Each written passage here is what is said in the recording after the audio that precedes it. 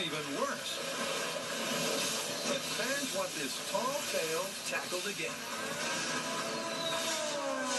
Okay, so people were disappointed with our flight vehicle the first time around, arguing that if it were a little more slick, it would have gone the mythical 150 feet. I get that, but let's not forget that this was something the guy built in his garage. It was never going to be some carbon fiber, super aerodynamic thing. Right, but that's what the fans want. This time, they want something a little more sophisticated. All right, well, why don't we figure out what we did wrong last time, fix it in small scale, and then take it to full scale? But this time, let's throw some heavy-duty rocket science into it.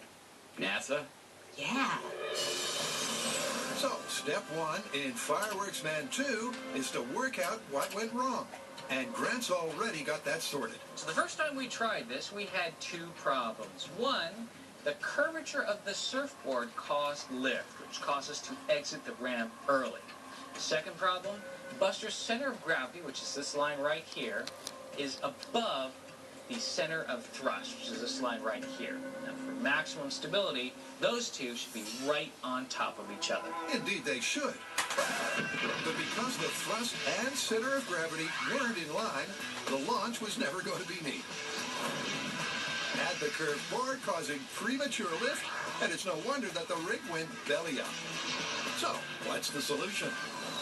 Now, to combat this, what we're going to do is replace the surfboard with a straight plank and move Buster down so that his center of gravity is exactly in line with the center of thrust.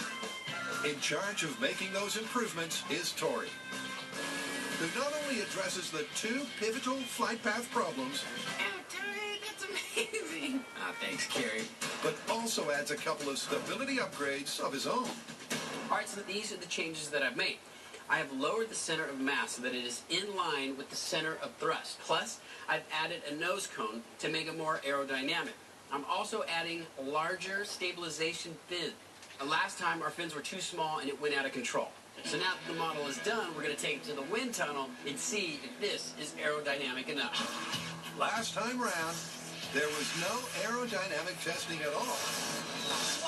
It did something! So this time, we're going to the other extreme, a top-of-the-range wind tunnel owned by NASA.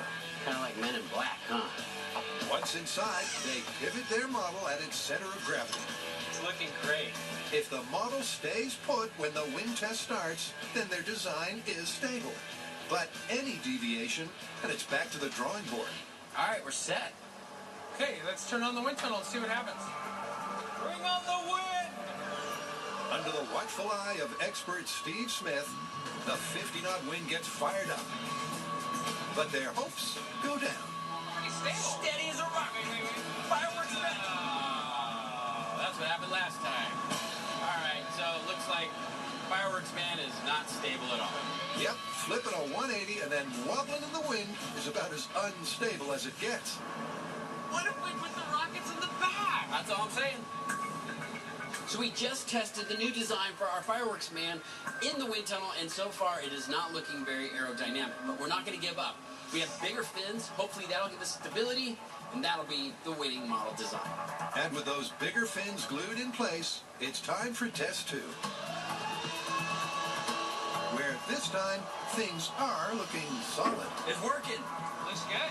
So if it really is stable, we should be able to nudge it a little bit, and it should restore back to its original flight path. Don't nudge it too much. Hey! That's stable. That's awesome.